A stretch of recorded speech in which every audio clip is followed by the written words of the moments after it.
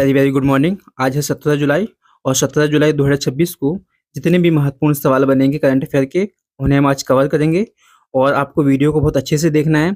Last में 20 सवाल भी है एमसीक्यू फॉर्मेट में, उन्हें लगाकर देखना है कि कितने सवाल आपसे सही होते हैं। देखिए, हम लोग कर रहे हैं 120 दिन का सुपर चैलेंज, जिसमें हम एमपी पुलिस कांस्टेबल के पूरे सिलेबस को हाथ में लेने वाले हैं। अगर आप इनकी पीडीएफ चाहते हैं या टेस्ट चाहते हैं तो प्ले स्टोर से जाकर एक एप्लीकेशन डाउनलोड कर सकते हैं, टेस्ट हुक रिवीजन, जहां आपको पूरा मटेरियल मिल जाएगा और इसका है प्राइस 199 है, लाइफ टाइम की वैलिडिटी है। तो चलिए स्टार्ट करते हैं। सबसे पहले हम कुछ दिवस देखेंगे, जैसे कि 1 जुलाई को जीएसटी दिवस मनाया गया और नेशनल डॉक्टर्स डे भी मनाया गया था इस दिन। 3 जुलाई को प्लास्टिक बैग मुक्त दिवस मनाया गया। 7 जुलाई को विश्व क्षमा, शांति व प्रेम दिवस और केसवा हिली भाषा दिवस भी मनाया गया।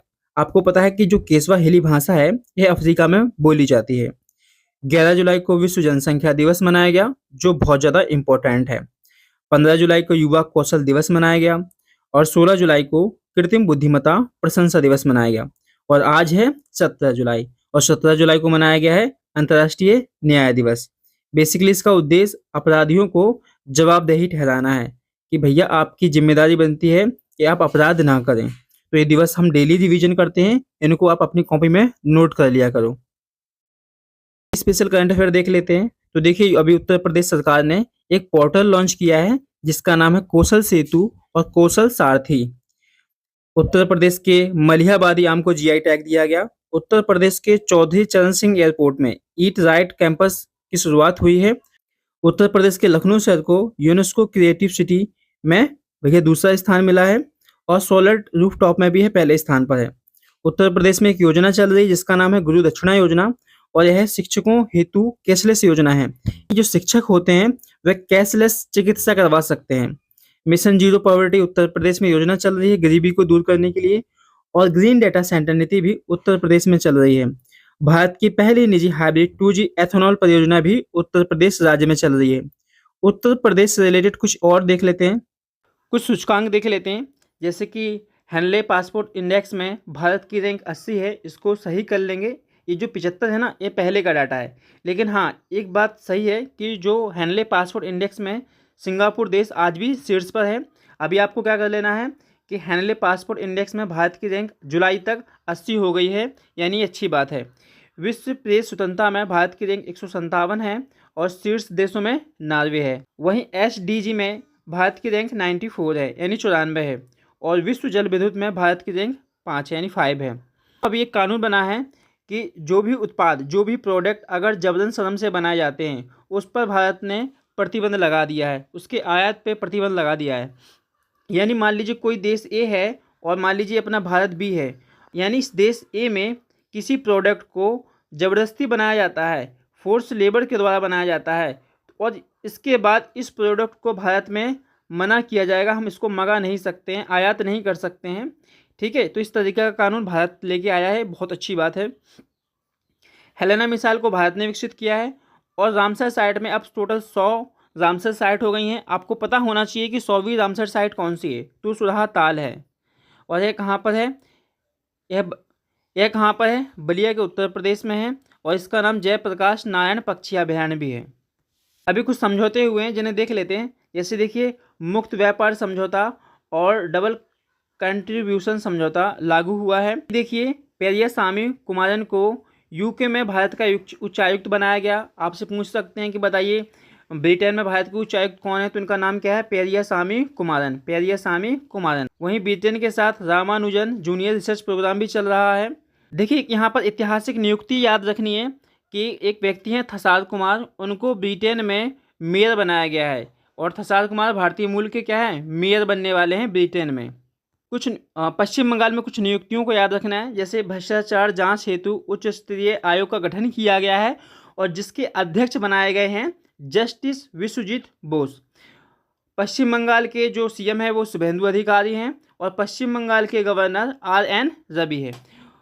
पश्चिम बंगाल में एक योजना चल रही है महिलाओं की सुरक्षा हेतु जिसका नाम है दुर्गा स्क्वाड और RBI की जो प्रमुख हैं अभी संजय मल्होत्रा जी को बनाया गया। इससे पहले शक्तिकांत दास जी थे और उससे पहले उर्जित पटेल थे, तो इनके नाम याद रखने हैं। NCRB के प्रमुख अमित गर्ग हैं, BPRD के प्रमुख आलोक मित्तल हैं, जम्मू एंड कश्मीर बैंक के CCO राकेश गंगोत्रा हैं। सड़क सुरक्षा बोर्ड के प्रमुख नितिन रामेश गोकर्ण हैं। 12वीं ब्रिक्स श्रम और रोजगार मंत्रियों की जो बैठक है वो हैदराबाद में हुई है। 31वां दिव्य कला मेला भोपाल में आयोजित हुआ है। और भैया दिल्ली में एक कार्यक्रम हुआ है, राष्ट्रपति मुर्मू द्वारा एम्स का उद्घाटन किया गया है सशस्त्रम 2026 के नाम से। HPCL ने इंस्टामार्ट के साथ समझौता किया है, किसके लिए? LPG सिलेंडर की डिलीवरी के लिए। असम भारत का पहला राज्य है जिसने जापानी माचा चाय का उत्पादन किया है। केरल दक्षिणी योजना लागू करने वाला राज्य है। यह योजना SC/ST महिलाओं के सशक्तिकरण से संबंधित है।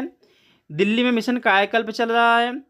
आंध्र प्रदेश में मी भूमि मी हक्कू कार्यक्रम चल रहा है भैया। भूमि अधिकार से जुड़ा हुआ यह कार्यक्रम है। उत्तराखंड अल्पसंख्यक शिक्षा प्राधिकरण लाने वाला पहला राज्य है। खेल से रिलेटेड कुछ देख लेते हैं। देखो, विंबलडन 2026 पुरुष में यानिक सिनर को विजेता घोषित किया गया और यह इटली के रहने वाले हैं। वहीं महिला में लिंडा नोस्कोवा को विजेता घोषित किया गया और यह चेक गणराज्य की रहने वाली हैं। ABC मेंस वॉलीबॉल कप 2026 में भारत को कांस्य पदक मिला है और यह इसका आयोजन कहाँ किया गया था? अहमदाबाद किया गया था। 98वें शतरंज ग्रैंड मास्टर अश्वथ एस हैं। इंग्लैंड में एक स्टेडियम है लॉर्ड्स। टेस्ट मैच में शतक लगाने वाली पहली महिला यास्तिका भाटिया बनी है। भारतीय UPI अपनाने वाला विश्व का कौन सा देश है? ग्रीस है। हैप्पी सीट इंडेक्स में लंदन का शीर्ष स्थान है। एक शानदार 20 सवाल करके देखते हैं कितने आपसे बनते हैं।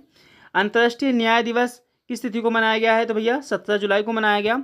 हाल ही में किस राज्य सरकार ने कौशल विकास प्रणाली को डिजिटाइज करने हेतु कौशल सेतु और कौशल सारथी पोर्टल लॉन्च किया है?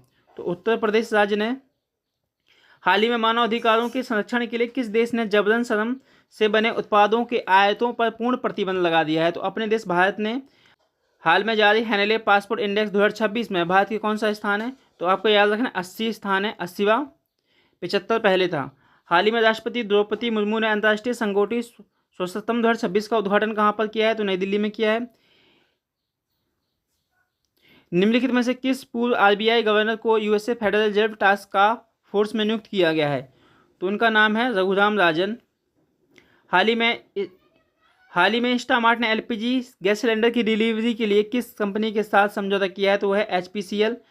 पश्चिम बंगाल सरकार द्वारा संस्थागत भ्रष्टाचार की जांच के लिए गठित उच्च स्तरीय आयोग के अध्यक्ष के रूप में किसे नियुक्त किया गया? तो उसका सही जवाब हो जाएगा जस्टिस विश्वजीत बोस। सामाजिक न्याय और आधिकारिता मंत्रालय द्वारा 31वें दिव्य कला मेले का उद्घाटन कहाँ किया गया? तो इसका सही आंसर हो जाएगा भोपाल। भारत का व्यापक मुक्त व्यापार समझौता और डबल कंट्रीब्यूशन कन्वर्सेशन हाल में किस देश के साथ लागू हुआ है? तो ब्रिटेन के साथ लागू हुआ है समझौता। हाल ही में जम्मू कश्मीर के बैंक के मुख्य अनुपालन अधिकारी के रूप में किसे नियुक्त किया गया है? तो इसका सही जवाब हो जाएगा राकेश गंगोत्रा। भारत की अध्यक्षता में वर्ष 2026 में 12वीं ब्रिक्स श्रम और रोजगार मंत्रियों की बैठक कहाँ हुई है? तो हैदराबाद में हुई है। भारत की 100वीं रामसर साइट बनी सुधा ताल भैया किस राज्य में है? तो यह है अपने उत्तर प्रदेश में, बलिया में है। जो हाल में बैक्टीरियम नेताजी नामक बैक्टीरिया की एक नई प्रजाति की खोज हुई, किस राज्य में? पश्चिम बंगाल में। सरकारी स्कूलों को आधुनिक बनाने के लिए मिशन कायाकल्प किस राज्य में चालू हुआ है? तो दिल्ली में चालू हुआ है। जापानी माचा चाय का उत्पादन करने वाला भारत का पहला राज्य कौन सा बना है? तो यह बना है असम। अनुसूचित जाति अनुसूचित जनजाति की महिलाओं के सशक्तिकरण के लिए दक्षिणी योजना किस राज्य में आई है? केरल में। UCC के लिए गठित उच्च स्तरीय समिति का अध्यक्ष किसे बनाया गया? रंजना प्रकाश देसाई को। विंबलडन टेनिस टूर्नामेंट 2026 में पुरुष सिंगल्स का खिताब किसने जीता है? तो सही आंसर हो जाएगा चैनिक सिन्हा ने। 18 मीटर क्षमता वाला भारत का दूसरा प्रमुख बंदरगाह कौन सा बना है? तो कामराज एयरपोर्ट। तो अगर आपको वीडियो अच्छी लगी हो तो लाइक करें।